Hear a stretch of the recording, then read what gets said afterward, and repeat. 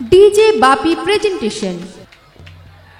তাকে সাম্মানিক ব্যাচ দিয়ে সম্বর্ধিত করছে আমাদের অর্পণ হালদার।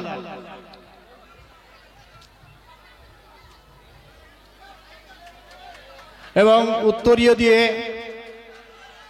সম্মান জানাচ্ছে আমাদের অয়ন হালদার।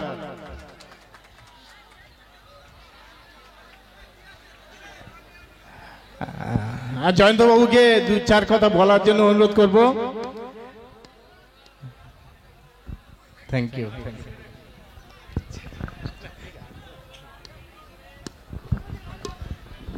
তো নমস্কার। এই মুহূর্তে বেশি কিছু বলার নেই, তবে সবাই কম বেশি চেনেন।